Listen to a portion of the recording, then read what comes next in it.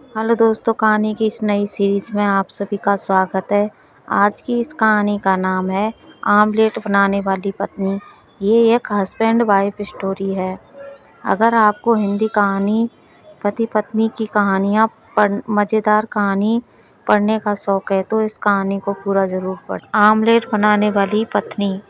एक गांव में अभिराम और सोनाक्षी नाम का पति पत्नी का जोड़ा रहता था। कहने को तो उनके घर में गरीबी थी, लेकिन प्यार और शांति की कोई कमी नहीं थी। दोनों पति पत्नी हमेशा एक दूसरे को प्यार करते और हमेशा एक दूसरे को हिम्मत देते थे। अभिराम बाहर के सभी कामों को समेटता था और सोनाक्षी घर गृहस्थी का सारा काम बड़ी कुशलता से पूरा कर लेती थी। अभिराम एक छोटी सी नौकरी करता था, जिससे उनके परिवार का गुजारा हो पाता था। एक दिन अभिराम अपने काम से वापस लौटता है और सोनाक्षी को अपनी सालगिरह पर एक तोहफा भेंट करता है।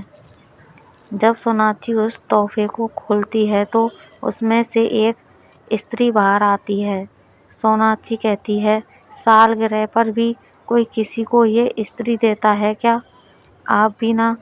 जवाब में अभिराम कहता है, देखना, यह स्त्री तुम्हारे काम को बहुत आसान करेगी और वैसे भी मैं अब एक नए काम पर शिफ्ट हो रहा हूँ और वहाँ पर अच्छे अच्छे लोग आसपास रहेंगे, तो इससे मेरे कपड़ों पर इस्त्री भी हो जाएगी तो मेरे कपड़े भी अच्छे लगेंगे। इसी तरह उनका समय व्यतीत हो रहा था। लेकिन कहते ना, समय एक जैसा नहीं होता, कभी दुख तो कभी सुख चलता रहता है। एक दिन अभिराम काम पर गया हुआ था, लेकिन दुर्घटनावश उसका एक कार एक्सीडेंट हो गया। एक्सीडेंट इतनी बुरी तरह से हुआ था कि उसे बिस्तर पकड़ना पड़ा। अब उनके घर की आर्थिक स्थिति बहुत ही नाजुक हो जाती है, क्योंकि घर में कमाने वाला केवल अभिराम ही था। सोनाक्षी अब बिल्कुल टूट चली थी, क्योंकि अब घर की सारी जिम्मेदारी और पति की दवाइयों का खर्चा का पूरा बोझ उसके कंधा पर आ चुका था। घर पर बैठकर कुछ नहीं होगा, इसलिए बहुत सोच समझकर वह घर से बाहर जाती है। गांव में उसे सड़क के ठीक सामने एक झोंपड़ी दिखाई देती है। वह उस झोंपड़ी में जाती है और स्वादिष्ट आमलेट भंडार का एक बोर्ड टांग देती है। सोनाक्षी की एक कला बहुत अच्छी थी, वह आमलेट बहुत ही स्वादिष्ट बनाती थी। उसने अपने बचे हुए पैसों से कुछ अंडे और आमलेट की बाकी सामग्री भी खरीद ली, लेकिन पकाने के लिए उसके पास कोई भी साधन नहीं था, जिसकी वजह से वह वापस उदास हो जाती है।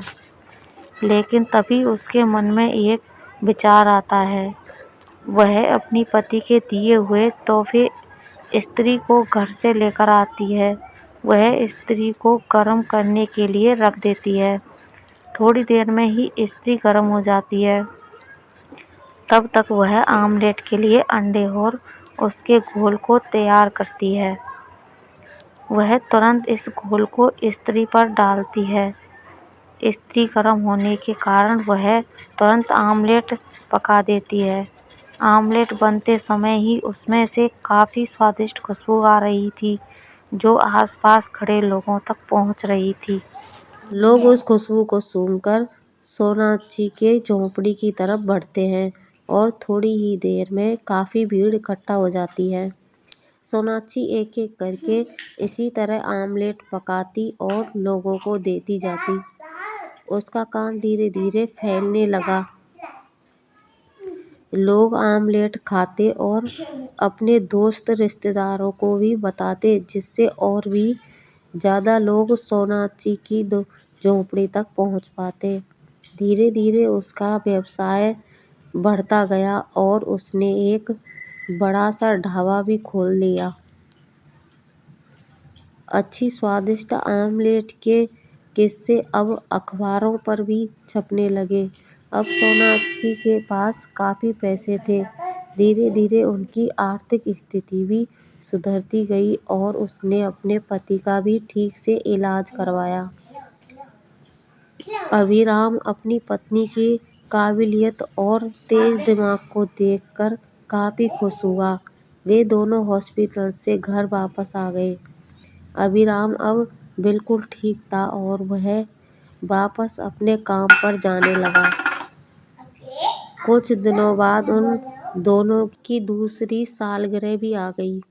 अभिराम काम से लौटते वक्त दोबारा से सोनाक्षी के लिए एक तोहफा लाया।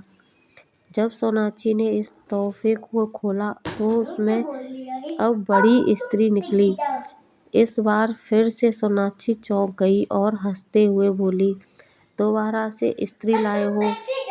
अभिराम कहता है, पिछली बार जो मैंने इस्त्री दी थी उसने हमारे जीवन की सारी मुसीबतों को दूर कर दिया। अब यह इस्त्री भी तुम्हारी बहुत बड़ी मदद करेगी। और दोनों हंसने लगते हैं। इस तरह अब उनके परिवार से मुसीबतों के सारे बादल छट जाते हैं और वे खुशी खुशी अपना जीवन व्यतीत करने लगते हैं। इस कहानी से आपने क्या सीखा, नीचे कमेंट में ज़रूर बताइएगा। कहानी अच्छी लगे तो लाइक शेयर करें। चैनल को सब्सक्राइब नहीं किया है तो चैनल को सब्सक्राइब कर लें।